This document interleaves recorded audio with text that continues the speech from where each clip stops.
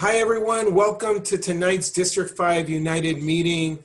Today we will have on the agenda Stanford student Matthew Jumamoy, and he will present his findings from his team's spring 2020 paper focused on San Jose's single family zoning and spatial inequality. We will then transition to opportunity housing. I will provide some factual information from the City of San Jose staff recommendation regarding opportunity housing. And then Rolando Bonilla, the vice chair of the City of San Jose's Planning Commission, will share his thoughts. And then we will go into Q&A, question and answer. I'm handing it off to Matthew. Okay, so hi everyone, my name is Matthew Jumamoy and I'm a freshman at Stanford University and I'm majoring in urban studies. I'm so grateful to be able to have the opportunity to present the findings from our paper, Spatial Inequality and Single Family Zoning, as Juan noted, that was made this past spring quarter. So some background information regarding this paper. During spring quarter, I was enrolled in this course called Gentrification, which is taught by Professor Michael Kahn. That provide insight into the mechanisms behind segregation, the complex role it has in our current society.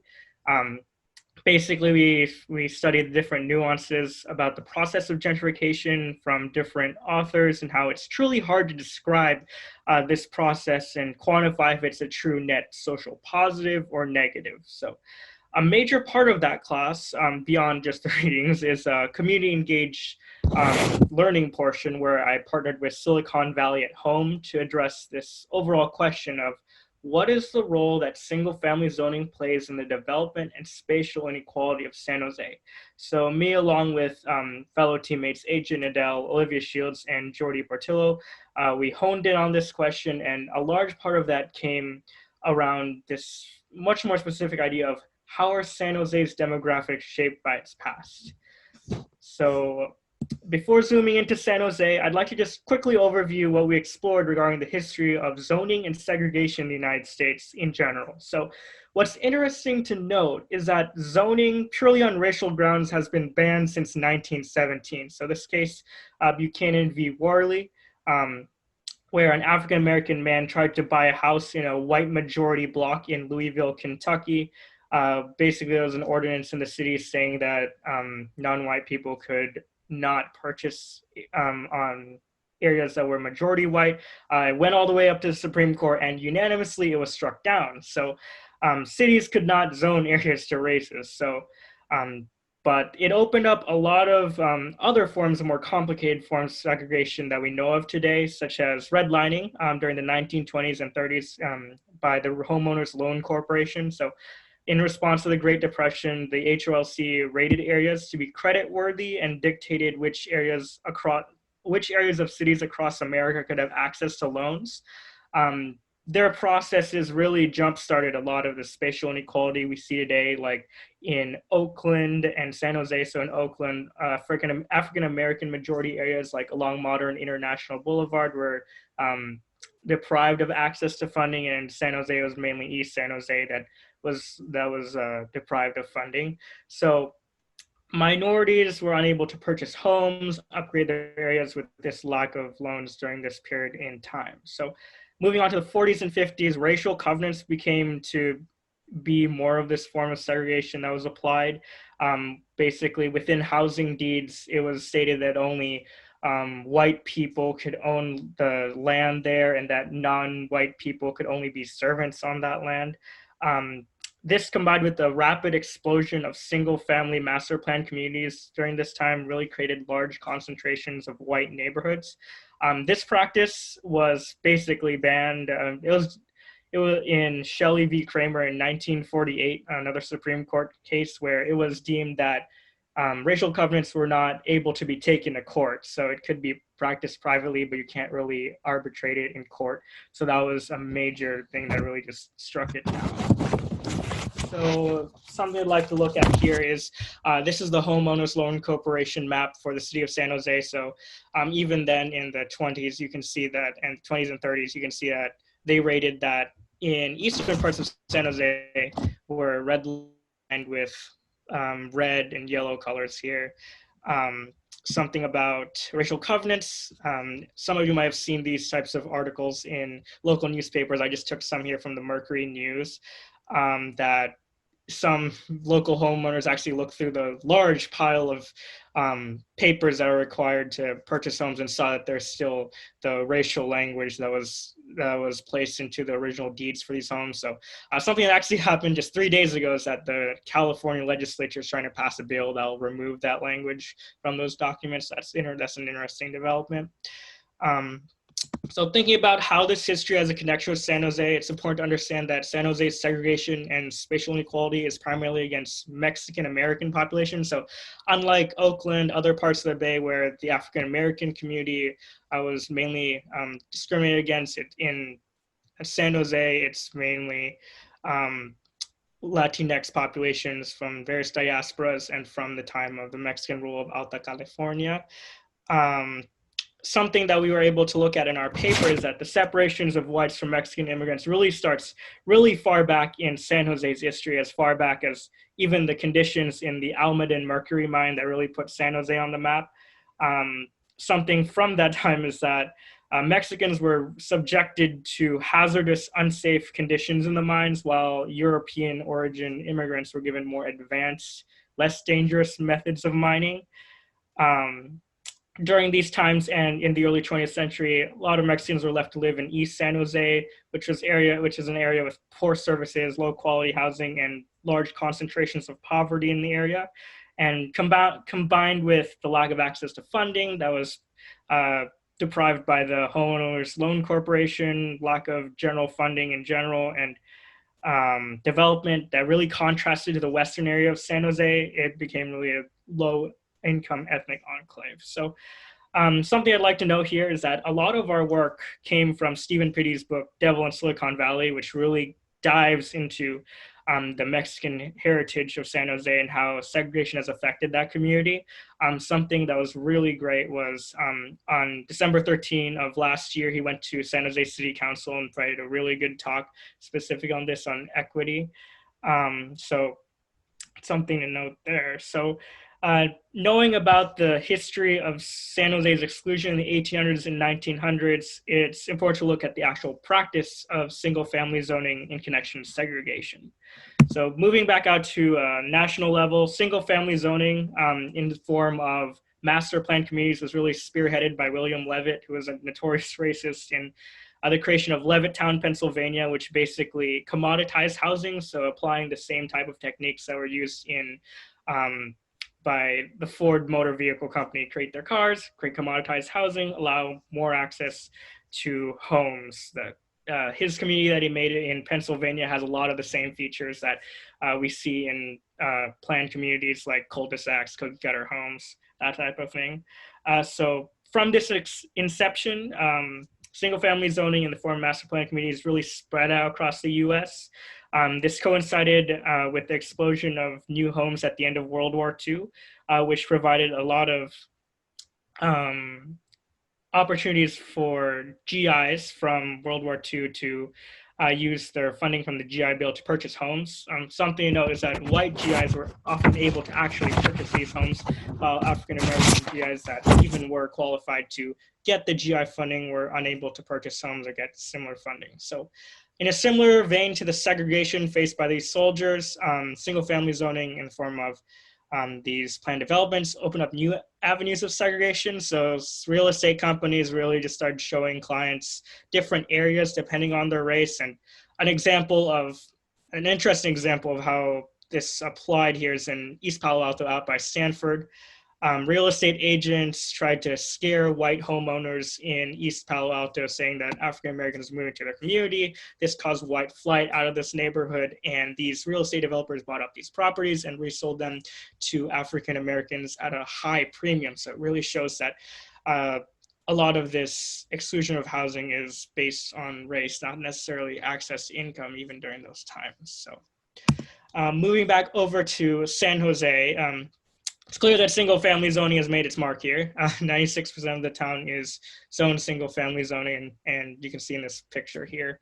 And if you drive around town, of course, you see all the single-family zones. So a lot of the discrimination I've mentioned was noted in Stephen Pe's book, specifically here, where he said that many ethnic Mexicans who discussed the purchase of a home encountered suspicious creditors who investigated Mexican loan prospects a little more thoroughly than someone else because there are so many transients. So this idea of Mexicans moving between Mexico and California really provided a racial barrier to getting funding for housing.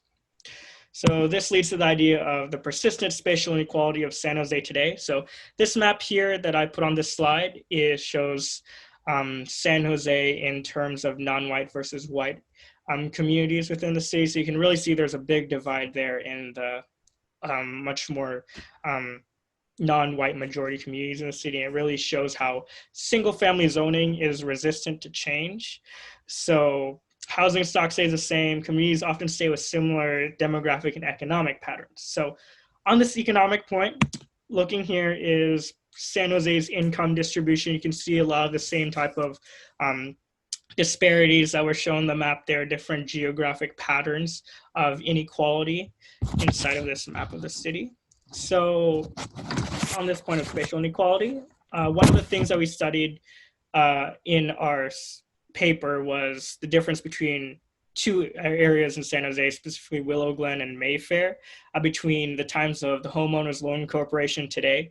So looking here at Willow Glen, we noted in our paper this intersection of Pine Avenue and Lincoln Avenue. And in the Homeowners Loan Corporation notes, they said that this area had homogeneous development. It's zoned single family residential with no social or racial hazards. And even during this time, Willow Glen was still being built. So not even sewers were put in it. They're still trying to implement sewers. It was majority white and it was able to get this high rating. So today, that area is still majority white with 70.7% of the population inside of a tract right below that intersection, being white with a median income of $166,544. That's a lot of wealth concentrated inside of this neighborhood. So just across town, we looked at an intersection in Mayfair at South 31st and East San Antonio. Back in the Homeowners Loan Corporation notes, it's noted that this area has the largest concentration of Mexicans in the community with a lower stratum of Italian and Portuguese, making the area from a racial standpoint extremely undesirable. So the lack of advantages of this community, you can see that US 101 just goes through that community. It bisects a lot of that area. And today that area still has a relatively low income compared to the rest of San Jose with $60,987 as the median income with a 92% non-white population. So this is just one example of the persistent spatial inequality that's resistant to change across the city. But here it must be wondered, what can we do to move forward? So in our paper, we basically support opportunity housing and would like it for it to move forward. So I don't want to delve too much into what Mr. Bonilla and Ms. Cueto are going to discuss later in more detail, but overarching goal of opportunity housing allow for greater than one dwelling unit on one parcel of land. It basically increases density within the city. In San Jose, that mainly comes in the form of accessory dwelling units. So there's a picture there, a smaller house next to a house that was built there before that allows for it to be rented, allows for more access. And another form is upzoning, allowing for multifamily units to be built in areas that are currently single family zoned. So this can do a lot with San Jose. It can give minorities access to lower income minorities access to high resource communities. So it really is able to provide less of a concentration, allows for more access. So it reduces the spatial inequality of the city in terms of racial and economic bounds. It can also reduce commuting times in general just by providing more housing in this area. Something that I'm personally interested in my studies is this phenomenon of super commuting. There's a little chart there about how commute flows occur between different counties in the Bay Area and how it's even moving out to the Central Valley. So opportunity housing is just one step in the right direction, but it's a needed and important step to get San Jose to become a more inclusive city that actively works against spatial inequality that's brought about by the city's fraught history of zoning. So thank you so much. If you'd like to read the entire paper, it's available there on my Stanford site, www.stanford.edu/little-m Jumamoy/pub. Thank you so much. All right, thank you, Matthew. I just have one question. When you refer to the inability to get loans because some areas were deemed riskier, does that mean that in the past, I don't know, 50, 70 years ago, Latinx person in East San Jose might have sufficient income to get a home, but not be able to get a loan? Yeah, although a lot of the income was correlated with racial bounds, if they were able to, if they had the income, they would not be able to get the loans that would be able to truly purchase the home outright. All right, thank you. That's very helpful to better understand that. And so next, what I will do is I will read a couple of paragraphs related to opportunity housing. The reason I'm reading it is my goal is to exactly quote the city of San Jose. And so what is opportunity housing? Opportunity housing is a term that the city will use to refer to multi-unit housing on properties with a residential neighborhood general plan land use designation.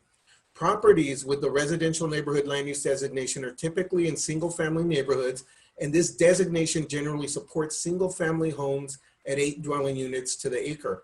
Opportunity housing would allow up to 4 units per parcel, which include duplexes, triplexes, fourplexes, and bungalow courts. This type of development was allowed in San Jose prior to World War II and still exists in many of San Jose's older neighborhoods.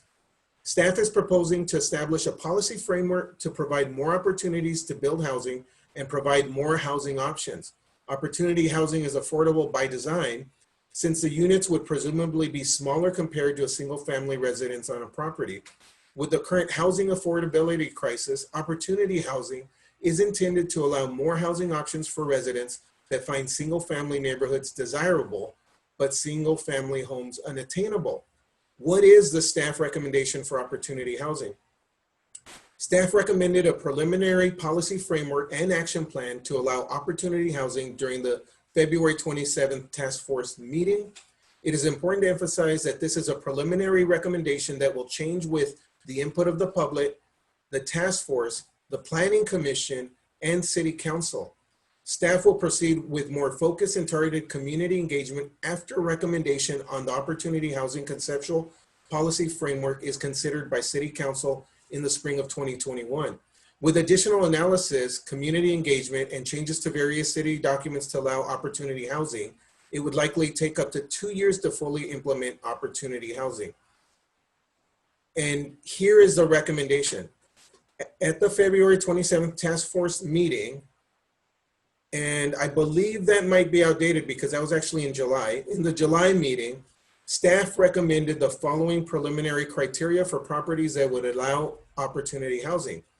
Allow parcels with a residential neighborhood land use designation to redevelop with up to 4 units per parcel if it meets the following criteria.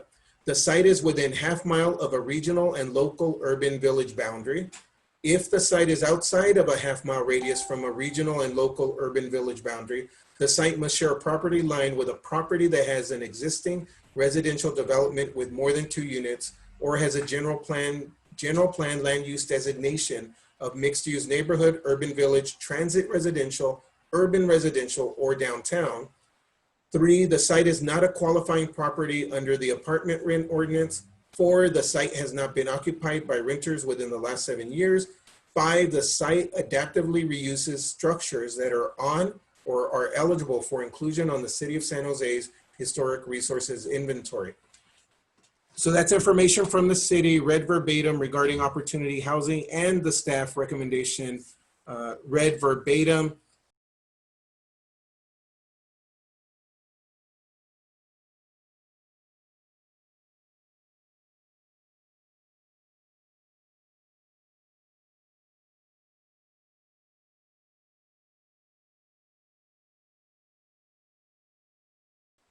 I will next switch to Rolando. Rolando, I think you had some thoughts on this matter. Actually, if Ruth wanted to weigh in before I spoke, I'm okay with that. Ruth, did you want to go ahead? No, actually, Okay. I don't have a presentation or anything, Oh, okay. just here to answer if there's any questions. Thanks. Sure. I think, for me, one of the concerns I'm getting from a lot of folks within our community is, the criteria, in particular, the whole being near a transit corridor, urban village. I think the concern, and I think this is why we're on this call today, the concern is District 5 in particular does not want to become a land use policy experiment for the city. We're already working through form-based zoning. We hear that consistently from our neighbors. The fact that, projects get approved in our district based on appearance and not land use policy per se. So I think for a lot of us in this district, which is why we've been talking, Juan, and a lot of other residents in the community, the real concern is if we're going to do this opportunity housing policy on the surface, yeah, absolutely, we need more housing. There's no question about that. But fundamentally, for me, if you're going to apply it, let's apply it citywide, or not put us in a position where East San Jose gets to be the experiment again, because as is often the case from my time with the city, when I was a staffer, when Ruth and I were on the same floor together, oftentimes experiments become experiments, and then ultimately they just kind of get left that way. And our particular community is forced to deal with the brunt of that. We clearly have issues in terms of resources. We clearly have issues in terms of already being highly dense in terms of population. But when you look at our neighborhoods, clearly we also need a lot of help in terms of just making sure our city is in the best position. Our community is in the best position to access the necessary resources to compete. So I think what a lot of us are saying in District 5 is, look, superficially, the policy, and obviously it's to be discussed and worked out in detail, but one of the reasons we're getting involved so early is we want to make sure that this policy doesn't end up a bag in the hands of District 5 residents where we're the kind of the guinea pig that gets tested on initially. And then 20 years later, we've got form-based zoning. 20 years later, we've got, opportunity housing that never left District 5.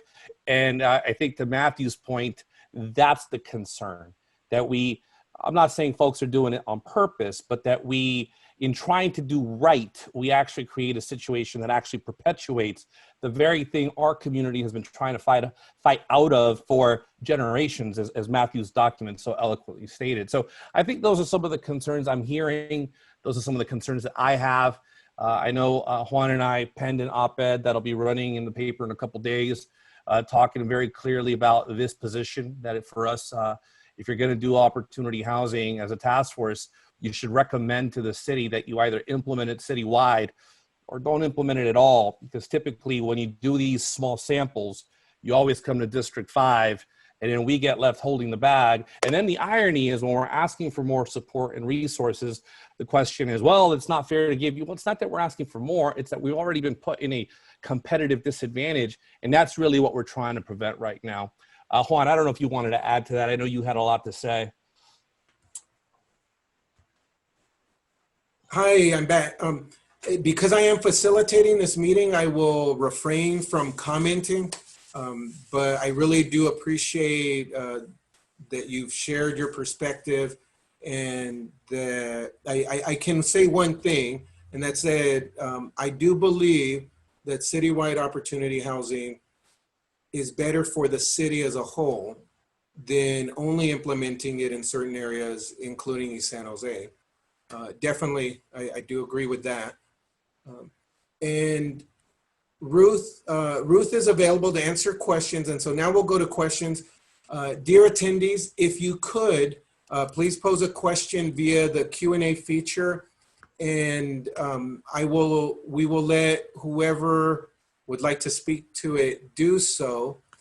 And first up, we have, apologies, I'm remembering how to do this. This is only my second time, so I'm looking for Tim, and apparently I can just do a search. Nice. Promote to panelist. So Tim, you can now share your audio and video, and you can pose your question. While Tim is getting ready, I will promote you to panelist so you can also do so when your turn is up.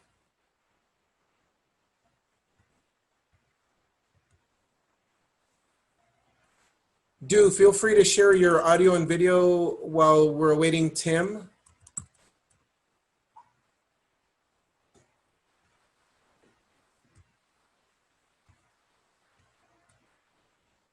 Or Kimberly, please feel free to share your audio and video while we wait.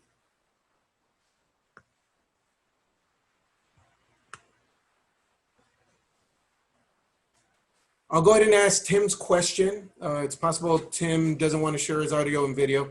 So Tim asked, you have chosen the name Opportunity Housing, but we are having a hard time understanding who the opportunity is for at this time. Would anybody like to address that?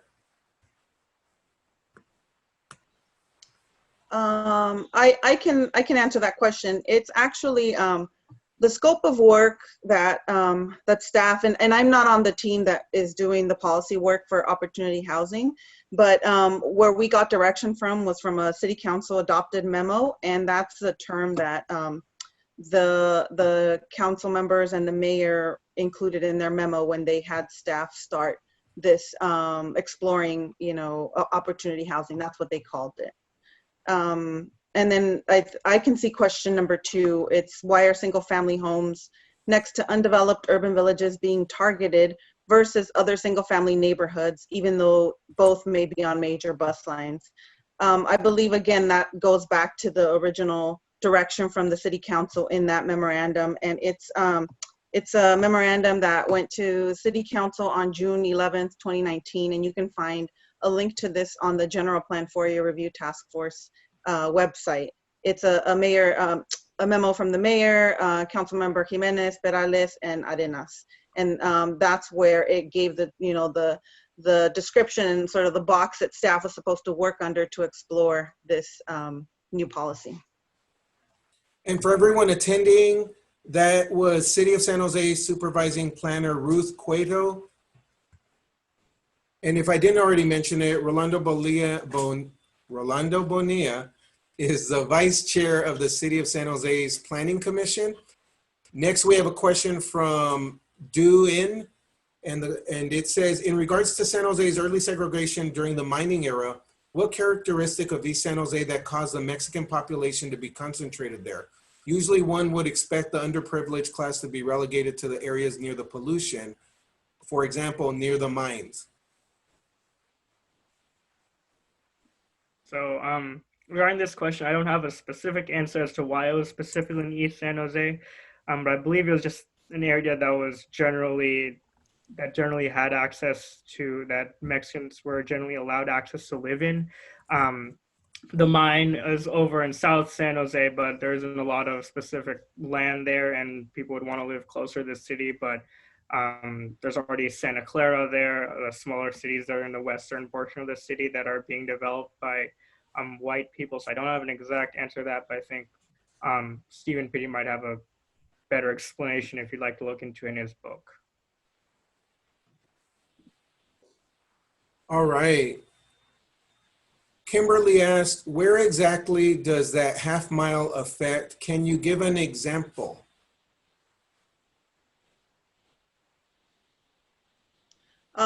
Again, I would suggest if people can go onto the General Plan 4-Year Review website, staff did produce some maps of potential areas, and you can find them online. And what I can do is share with everybody some links after the meeting so that you could look at the city generated maps.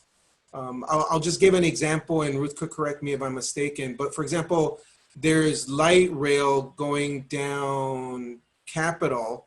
And would that mean that on either side of the light rail, for all intents and purposes, about a half mile in either direction, opportunity housing would be applicable if the staff recommendation is adopted as is?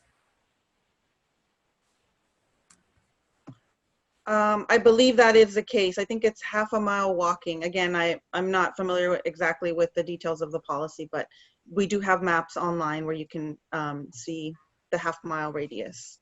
All right. And again, I will share those.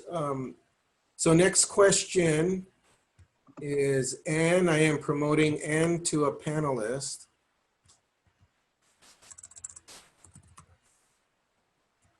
I'll also promote Jewel.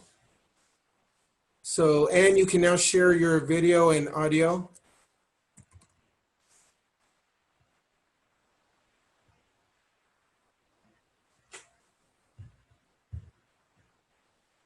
And Jewel, you can now also do the same.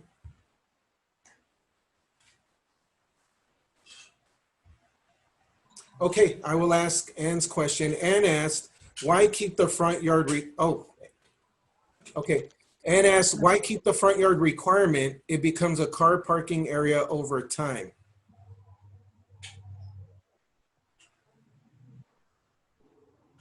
That's a, oh, And on the maps, it shows a mandatory 20 feet, I believe, of front yard. So you lose a lot of building space where you could build up closer to the street and have parking in the rear.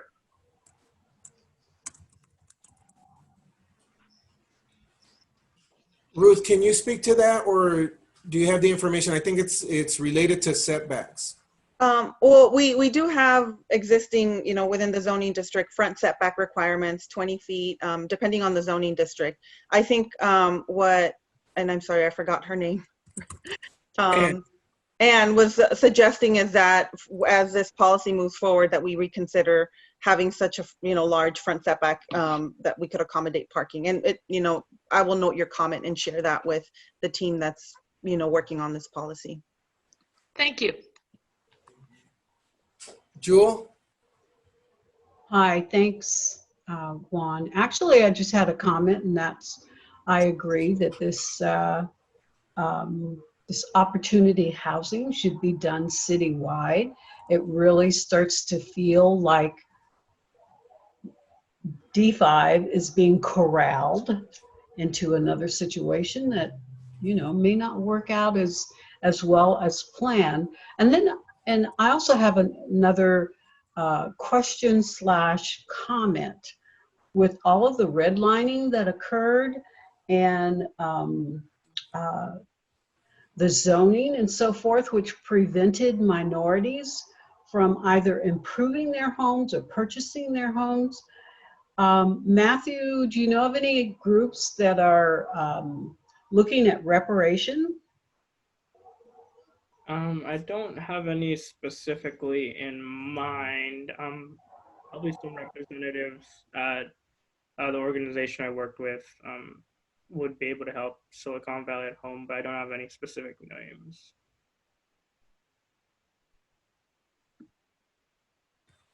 Okay, Scott, you can share your video and audio if you'd like. Kimberly, you can also do so if you'd like. Otherwise, I will read the questions. I'll start with Scott's question. Is there any actual conversation about parking being had anywhere? We're already oversaturated to a dangerous point with vehicles and city services. Policing is already unable to keep up with anything. Vehicles are in every way a proxy for people in an area which has no competent mass transit strategy.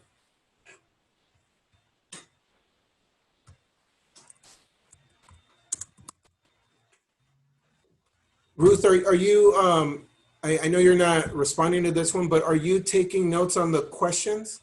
Okay, thank you. I'll go on to Kimberly. Kimberly asked, what lot size square footage would be allowed to be rezoned to allow for 2, 3, and 4 units? So I will note that question as well. But again, right now staff is working on a conceptual framework. And so that level of detail hasn't been developed yet. And for everybody on the call, what staff for the task force are asking is for the task force to make a decision on staff's recommendation, which is currently a half mile. The task force could choose to adopt the recommendation or change the recommendation, or I suppose choose not to move forward with the recommendation. And so a lot of details would come after the fact based on what the task force recommends to the city council. Next is Tina. Tina, would you like to share your audio and video? If not, I will ask for you. Hi, Juan. Can you hear me? Yes.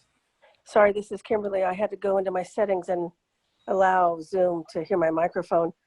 My question, I hopefully you didn't already answer it, about how large of a plot of land would be allowed to add another unit, a second or third or fourth, second duplex or triplex or fourplex.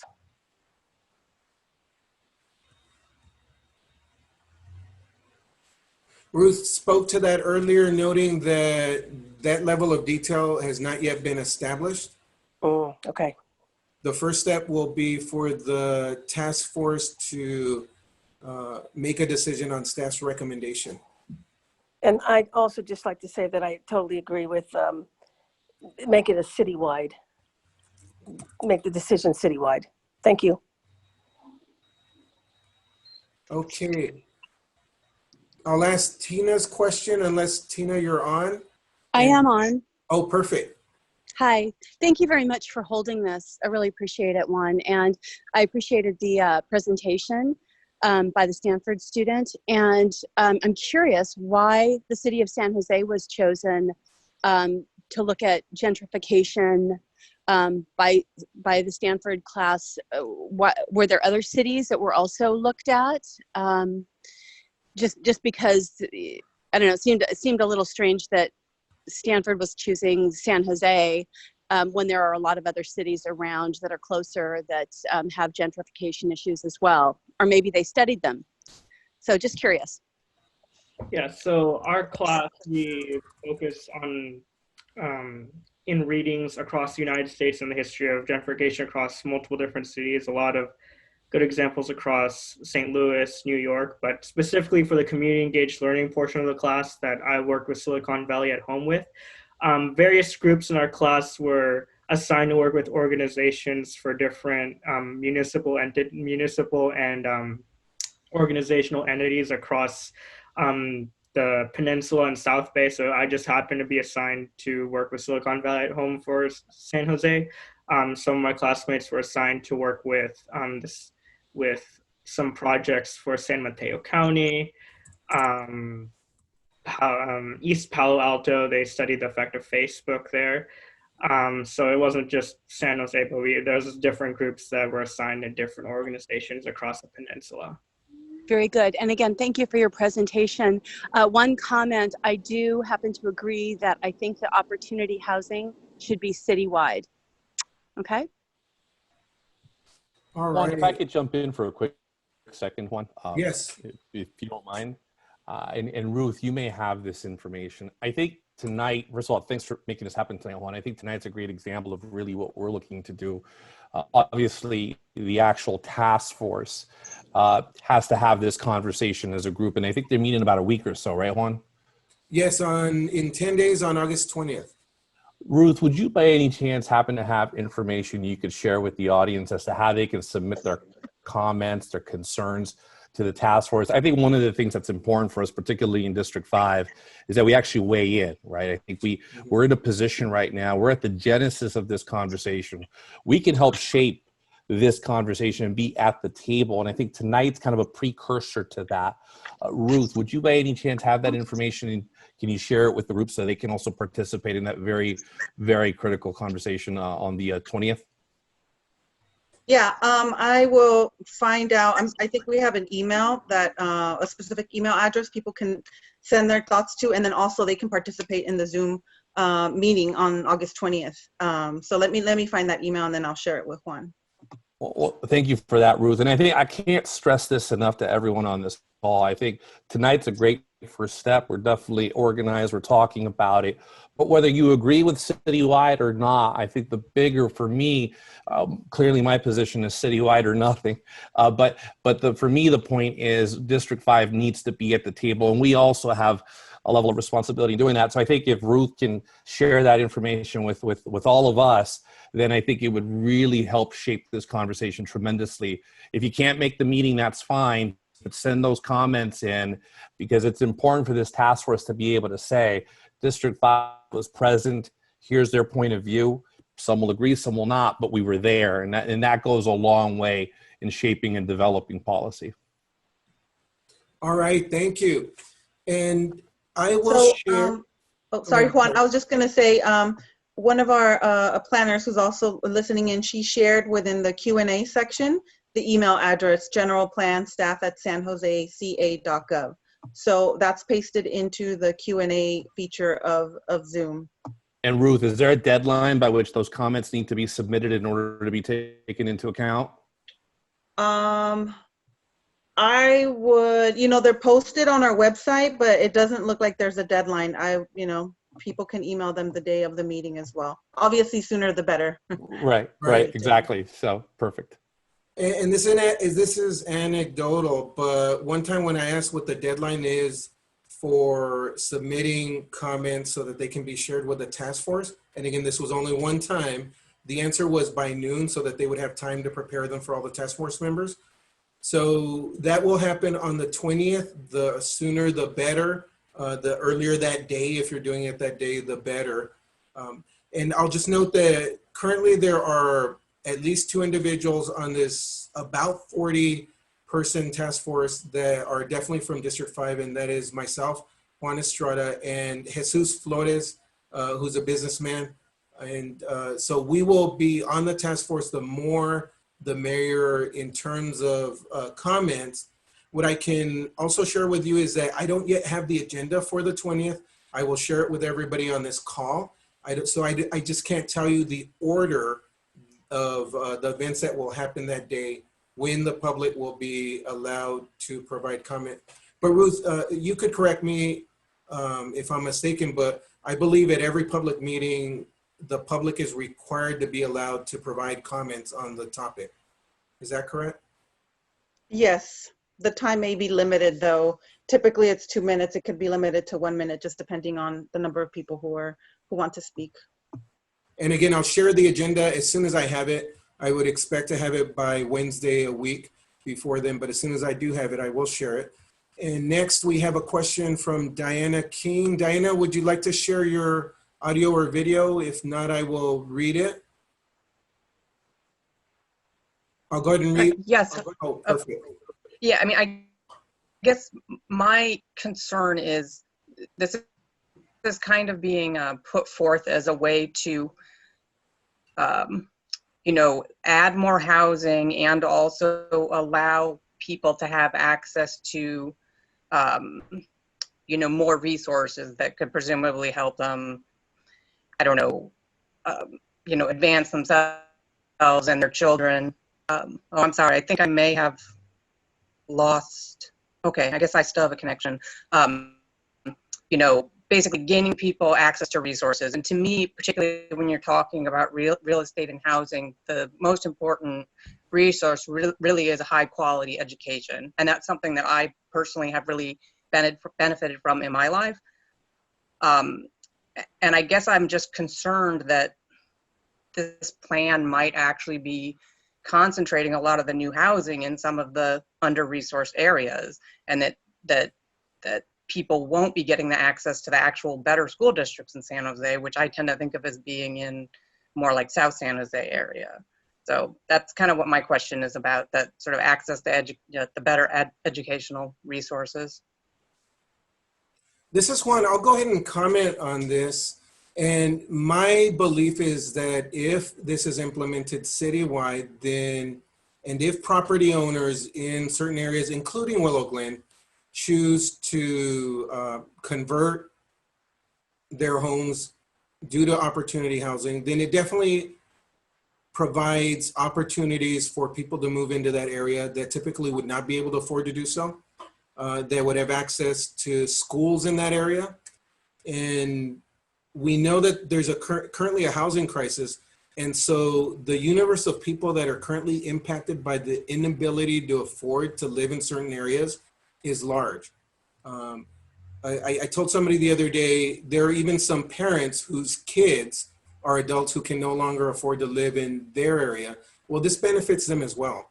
And so my opinion is that citywide opportunity housing would provide opportunities throughout the city to all of the city. And that's why I believe it's best for San Jose. And just to echo what Rolando said earlier, I do believe that if we're going to do it, it has to be citywide. It can't be in just some areas. It shouldn't reinforce what has happened in the past. It's time to break away from that. We're all seeing that now is the time.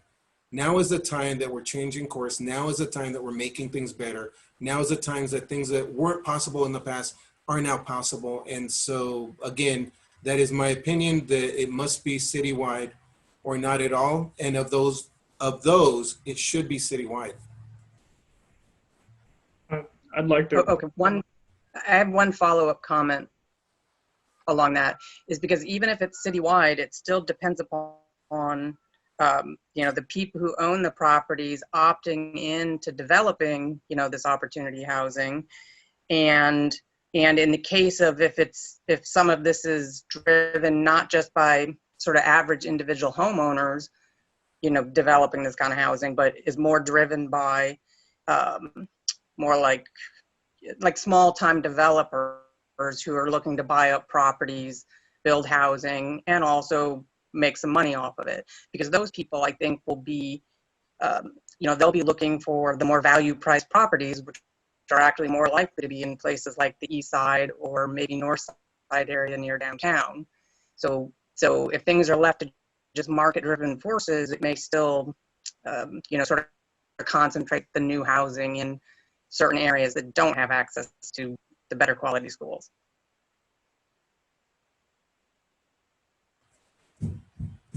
Matthew, did you want to chime in? If you could, it'd be great. Just pass this one. Okay. All right. So next, Linda, you could share your audio and video if you'd like. Hi, everybody. My question is concerning where the urban development areas are going to be.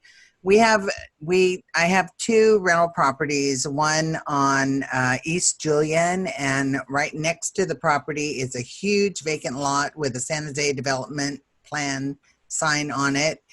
And also 24th Street near Williams, where there's also across the street a huge vacant lot, and I hear there's going to be a mall or something going there. So it's important to me to know where these urban projects are. These lots are huge lots. Our lots that we rent are huge lots and would be perfect for the extra housing. So how do I find out if these areas that are close to our rentals are urban development or urban projects? What I can do is share links to the information from the task force. I believe it includes maps of urban villages, the current ones and new ones, and ones whose boundaries are changing. I can't recall all the exact details, but I will share that in an email to everyone sometime after this meeting. And just one other question. Is it, especially for our property on East Julian, it's like the only house on the corner next to this huge lot. Would that house be taken for an urban village?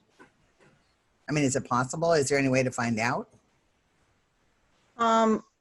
I don't believe the city is in the business of taking people's property in terms of eminent domain and things like that. But if it is, and I'm sorry, I don't recall the actual street locations, but if your property is adjacent or within a future urban village planning area, you will get a notice in the mail inviting you to any outreach or, when they're getting ready to plan the areas. So you would be getting something as a property owner and as a tenant of the site notice. And if you're just interested in general on terms of what's happening near you, if you have an address or an APN, we have a website, sjpermits.org, and I can put that in the Q&A. You can just type that in and pull up any planning building permit to get information. Great, thank you. All right, next we have Antonina. Antonina, you could share your video and audio if you'd like. Hi, thank you for taking my question. I'm just kind of echoing many of the viewers, is that I like to see this citywide, the opportunity housing. And I know that there's a lot more planning that needs to be done, such as size lot, what I hear from others. That's just the details that have to be fleshed out. but at the start of it, I like to see it throughout the city of San Jose. Thank you. You're welcome. Next, Matthew Reed. You could share your audio. Oh, there you go. Yeah, hi, good evening. Ruth or Juan, I was wondering, it seems like there's a lot of concern about different neighborhoods being vulnerable, and I know that that's been a topic that staff has tried to engage with, and we're early in the process, but if you know anything about efforts to be responsive about some of the concerns, that would be great to share. I would defer to Rolando on this one. Did you want to speak to that, Rolando? I think this is a part of it, right? I think for those of us in District 5, after examining the concept, I think it's important to say nothing has been codified, nothing has been passed by the council or the task force. I think this is exactly why we're here tonight, right? We want to make it very clear that East San Jose, District 5 in particular, where I live and a lot of us live, is basically taking a bit of a stand and saying, we somewhat already learned our lesson with these kind of pilot concepts, and we don't want to be in that position again. So tonight's really about, Juan brought us all together, but really tonight was about having this conversation out loud and then really mobilizing. Back to my earlier question about participating in the actual task force conversation and sending your comments. You know, we want to make sure that we're at the table. We want to make sure our comments are at the table and taken into consideration. Very often, you know, and this isn't the city's fault, it happens. The city will send information out for folks to participate. You know, we miss the postcard, we don't get the email. We're trying to avoid that this time around. We're trying to be a lot more proactive. We're trying to get everyone together and organized towards that August 20th date because we do have concerns. And the concern for us is, again, that we become essentially the policy lab for this policy. But that in actuality, in the long haul, it doesn't get implemented citywide. I'm not saying that folks are going into it maliciously. I'm not saying that there's any indication that that's going to be settled in stone that way, but it's happened. So what we're saying is, if you are going to do it, our preference, and this is really us wanting to be equitable, our preference is do it throughout the whole city. Give everyone the same chance, rather than creating these subsections that intuitively make it so that District 5 is one of those, you know, first wave of communities that would implement opportunity housing if it were to pass and eventually become codified. If I could just add, I think to Matthew's comment, I think regarding displacement, in the memo that staff put together for the July meeting, they did share that one of the recommendations as part of this, you know, for the long-term work for opportunity housing is that staff do a displacement risk analysis to develop a plan where you implement this policy and you minimize displacement of existing tenants. So it's an issue that they've heard, or, you know, the concern has been raised, and staff is recommending, you know, one way to sort of start tackling that problem is having a displacement risk analysis. Thank you. And to be clear, staff does a phenomenal job. I want to make that very clear. City staff does a phenomenal job. And I'm not saying this because I used to be a city staffer up on the 18th floor at City Hall. But the concern is always staff changes, city councils change, and the spirit of the law today over time with these changes may not transfer over. And oftentimes that's how things stay in a particular way that perhaps was not intended. So I don't want to in any way make it sound as if, you know, I think in any way staff is being nefarious. No, that's not what I'm saying. What I'm saying is that we're recognizing that whenever you take these conversations into account, you have to be thinking 20, 30 years down the line, which we know that the folks working, the council members working on these policies today aren't going to be here in these capacities 20, 30 years from now. But the effects of these policies will. So that's really why we're here tonight. We're here tonight saying, hey, wait a minute. Let's make sure that East San Jose is very versed in this conversation, very clear about our concerns, and very clear about the fact that we're not against housing. Right? We want more housing. We need more housing. but we want to make sure that we don't kind of fall through the cracks and we're in a position where it was essentially tested on our side of town first, and then down the line it's not implemented elsewhere.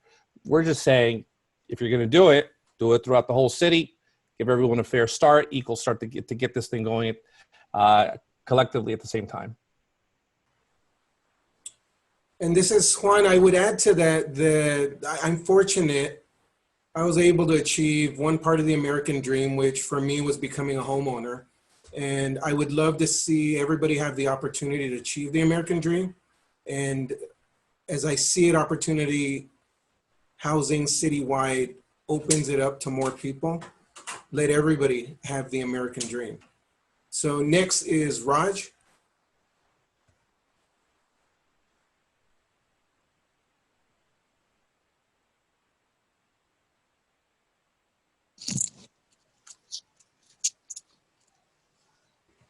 Okay, I will read Raj's question, which is, if there's going to be a distance requirement, why would it measure from the corridor and not from stations that people are actually walking to? Spacing between light rail stops can be significant in some areas. I prefer not to share audio and video. Oops, I just read that.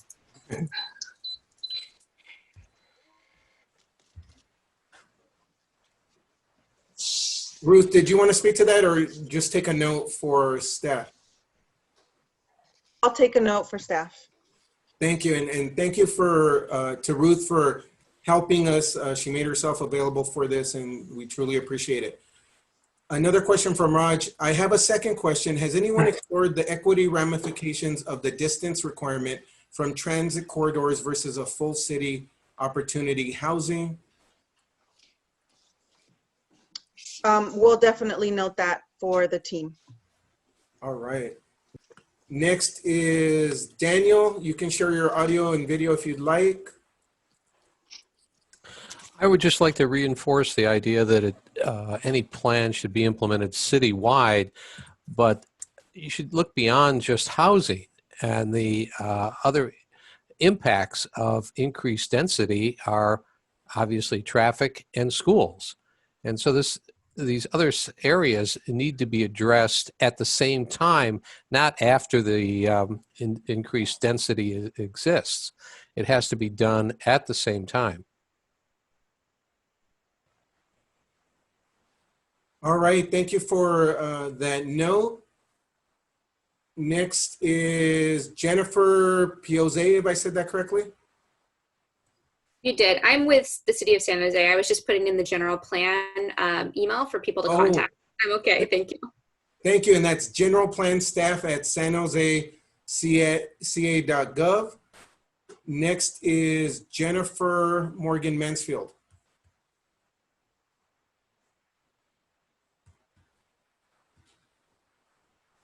I apologize, I have to promote you to panelist. A question from Daniel Coyne. What attempts are being made to address the impact of infill housing, aka opportunity housing, on historical neighborhoods and the impact on traffic and schools that infill housing would generate? A primary concern from the Nagley Park area is the level/density of infill housing, aka opportunity housing, not the concept.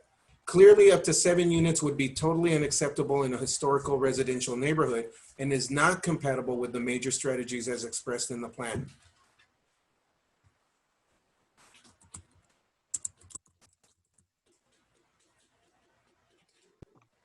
I would note the comment, yeah, and just share with staff. Staff is aware of this concern. It was brought up at the last meeting, but I will share with them. And I know that to Rolando's point earlier, I know that staff does a great job and that there is already a consideration within the materials they provided, the materials that I'll share or links to which I will share. And let me also say that staff provided this and it's up to the task force to modify it. And so staff, I don't believe ever expected that we would just move forward with what they recommended. Definitely there will be discussion, input, and decision. And the decision is, what does the task force recommend to the city council? Ramona Snyder asked June 11th, 2019 memorandum. What was the agenda item number? I'm not sure what she's referencing, unfortunately. She was referencing the memo I referenced that gave us the scope of work for opportunity housing. And the item is item 4.2. All right. So next is Megan. I'm promoting you to panelist, but I think you're not. Oh, there you are. I already did. I'm here. Thank you so much for tonight's event, for the presentations. I want to confirm that the vote on the 20th is a vote on whether or not to start a multi-year inclusive public process to explore opportunity housing. And if there is a recommendation by the task force to move forward, that there's also a request by staff to make a recommendation on the scope of what this process should be geographically as it applies. So like half a mile, or citywide. I'm a new task force member. The last meeting was my second meeting. So I also want to confirm that this is the meeting coming up is the third conversation that the task force has had in the past in 2020 about opportunity housing and about whether or not to make a recommendation to start this process to the city council. And my understanding is that the task force has not had a chance to actually even discuss this yet, that there hasn't been time for task force discussion. Thank you. I can briefly speak on it. I can only tell you what I know being on the task force. And that is what has occurred in past meetings is staff provide a recommendation. The task force discuss the recommendation. The task force may change the recommendation. The task force may even include a different recommendation. I myself made a motion to introduce something new at a past meeting. It was fortunately approved. And so by providing a recommendation, staff is giving the task force something to talk about. And my experience has been we're either going to approve it, modify it, improve it, replace it, or reject it. So that is something that the task force will do. It's true from everything I'm reading that it's to start the process. And my experience on the task force is that in the past, we have as a group preferred to make recommendations as opposed to leaving it blank. And so I think that's what we're there for, is to decide things. And so that's my expectation, that at the next meeting, there will be a decision and staff will move forward from that. Yes, it will be the starting point. It's just where do we start?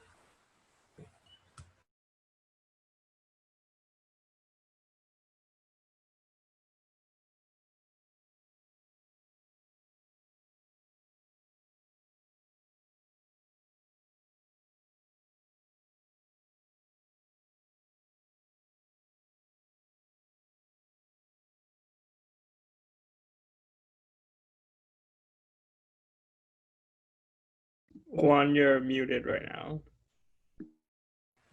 Oh my goodness. Wait, where did I cut off is a big question.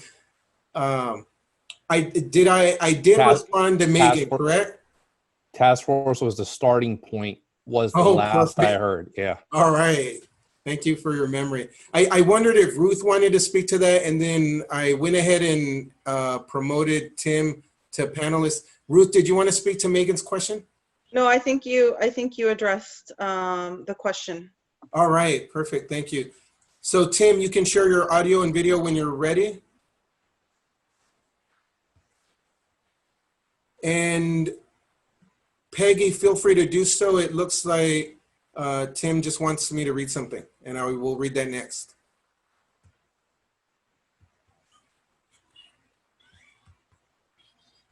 Okay, I will read Tim's comment first. Tim notes you can find the locations of urban villages within San Jose by using the public GIS viewer. And Tim provided a link that is in the Q&A section, and I will leave it there for everyone. Peggy asked, what is infill housing? Is that the homes being built in backyards? I heard everybody talk about opportunity houses and infill houses. What does that mean?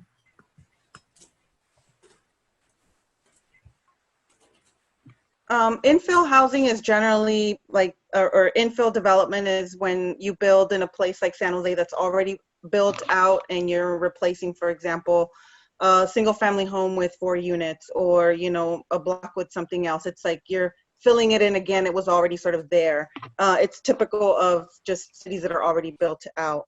And opportunity housing is this idea that, or policy that we're discussing, where you have one single family home and you can build up to, you know, you can build a duplex, a triplex, or a fourplex.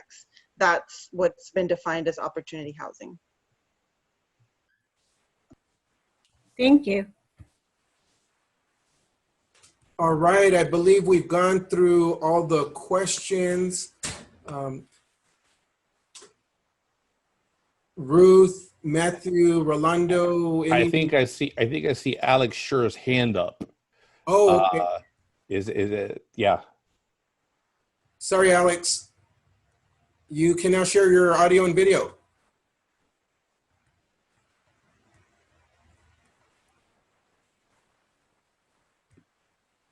Hey, thanks, Rolando. Thank you, Juan.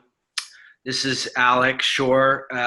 I'm here in District 6. I know some of my neighbors are concerned about this, so I'm glad Juan and others are helping lead this conversation about opportunity housing. I personally think it's really important for making sure we create a community where everyone can afford to live. And I think one of the issues that the organization, and when I talk about housing and why it's important, one of the things I talk about when people get starting to think about parking issues is I talk about this concept called induced demand around parking and transportation. So I think we need to put a greater emphasis on the number of homes we build and not quite as much emphasis on the amount of cars that we park for. And I think a good example of this is when we're all driving on the highway and 101's jam-packed with cars, and we think, gosh, I wish there was just one more lane of traffic so that there would be more cars that could go through. And of course, we spend millions of dollars and we widen highways, and what happens? We know that as soon as we do that, it fills up with more cars again.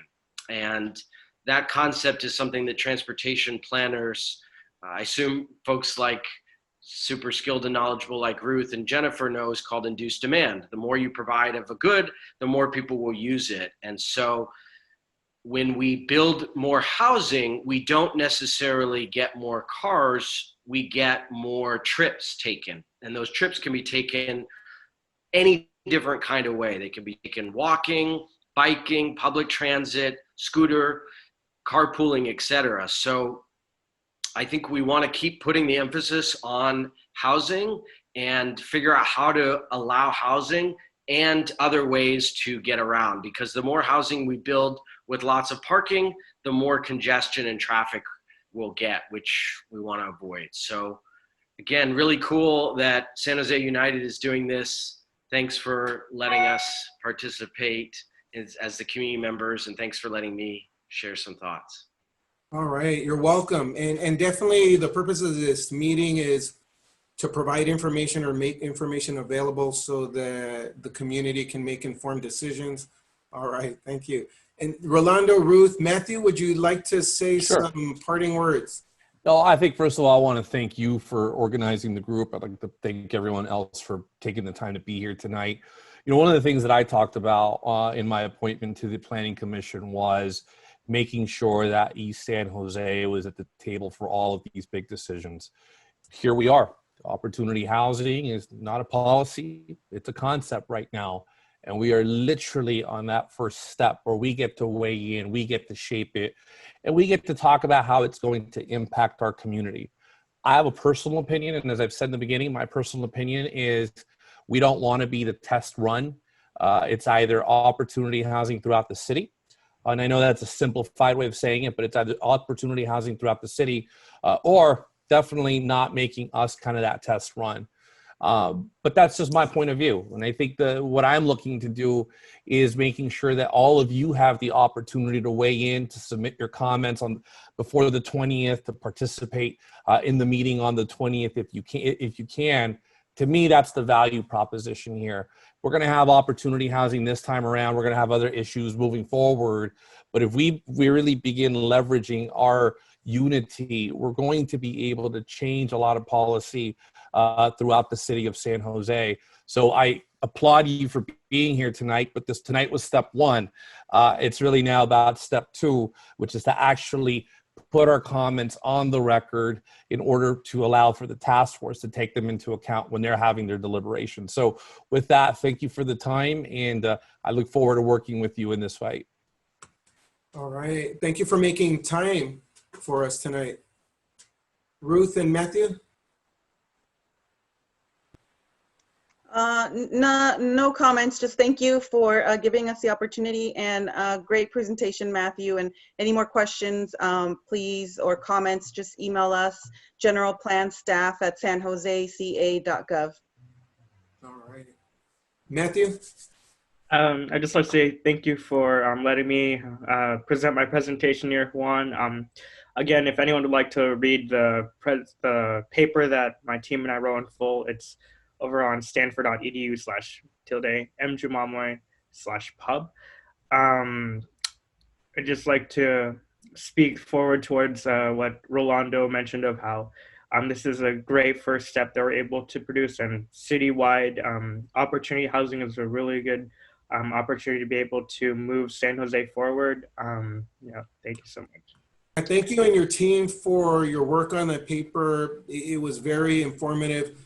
Thank you for taking the time to be here tonight as a volunteer presenter, especially on short notice.